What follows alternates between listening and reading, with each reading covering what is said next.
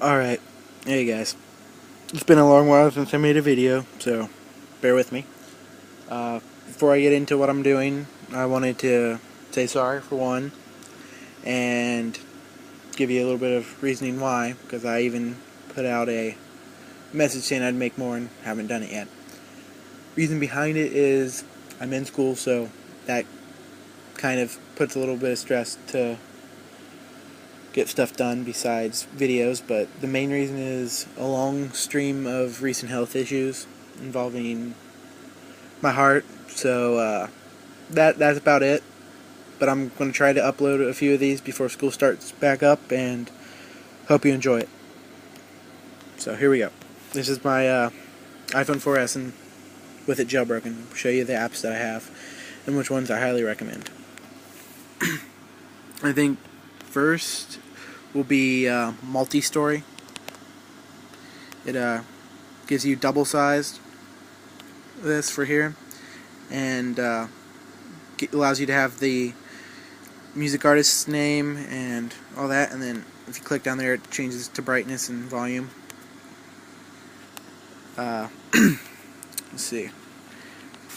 Infinidoc.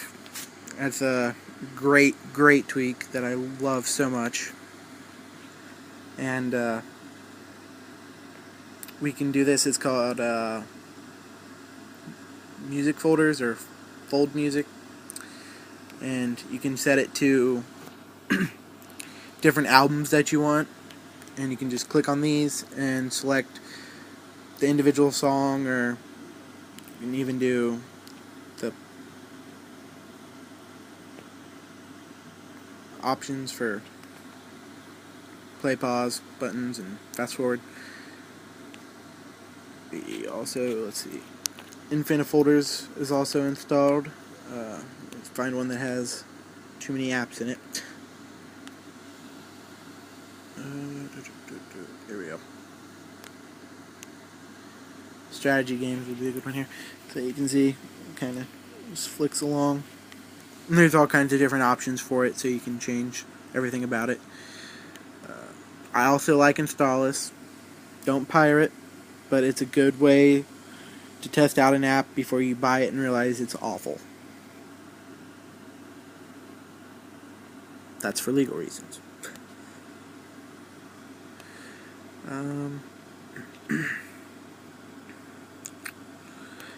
Into my settings here so you can see some of the underlying ones. Main one that's really handy if you like to keep your stuff neat is preference folders. You can set up different folders to have different things, whichever you want. You can select which ones to have what. It doesn't really matter. Like, you could go into this right here, which is one I set up, and then subdivide it into like tweaks for your lock screen, tweaks for your springboard, tweaks for Safari, anything. But these are all amazing. I also highly recommend Spring Tomatoes. I don't know what I'd do without it. Basically gives life to the phone, as well as SMS Plus with all its advanced features, which should be included in the Messages app to begin with. Removed sound, there's not really much to it. It's just you turn these on, and then when you delete something, it makes a trash sound. Low power banner is handy because you can set it up to have 3 different times at which it'll notify you with a banner and a noise that you choose to let you know that your phone's dying, which is really handy. I like it way better than just the pop-up of low battery. Info page, that allows you to have some sort of text on top of your springboard area, kind of like the one tweak that allows you to name different springboard pages, but this just shows you certain things, like mine's set to free RAM. You can have it page number, IP address, date, or text, and then go through and change everything here. And got a iconoclasm, but I don't really use it that much right now, but it's an amazing tweak to have with you. And then I have the folder in multitask catch wipe, because it always tends to mess up if you mess with Winterboard, which I tend not to even try anymore because it wrecks my phone. Flotation's a very nice one for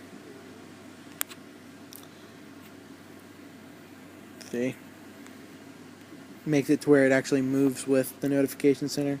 I had it turned off because I don't like it with the translucent look. Looks a little glitched and funky. Display recorders, that's what I'm using to record this. It works amazingly well from what I can tell. Side delete's handy. Sometimes it fails though, but it's still nice to have. Browser choosers, I love that. That way you can choose which links to open up where. Assistant extensions, that can be pretty fun to mess with and add on to. There's also, I added with that, it was a flashlight app, so that when you asked Siri to give you a flashlight or told her that it's dark, she would give you a flashlight. App sliders, really nice too. It's what's right here on each side. So I can select my camera or my iPod and you can change those to whatever you want.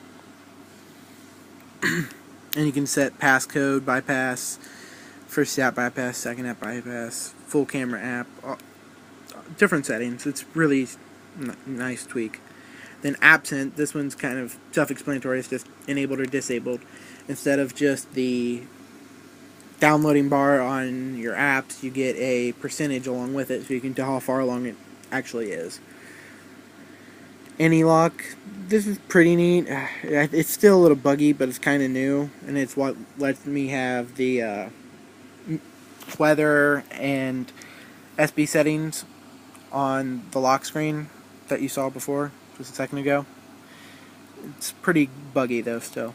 Animate battery, pretty simple. You have enable animation and then full status animation, which I kind of like because it just looks neat. Then obviously with anything, every time you jailbreak, you have activator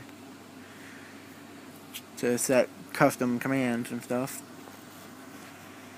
Ipsum's also nice. You can dismiss notifications when they first pop up by sliding them all the way to the right and then back to the left, and it will just disable them and get rid of them for you. That way you don't have to wait for your lock screen to go back off, so you can actually get into your phone again.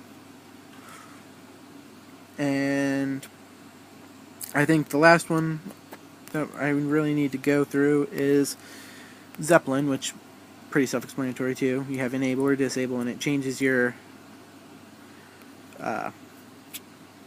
carrier logo to something that you want. For instance, I have it set to a sword and pickaxe for Minecraft, and then there's some other ones too that are pre-installed.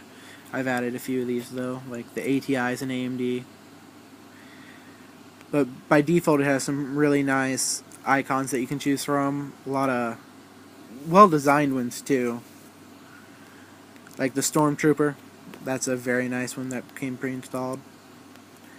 And I think that's about it.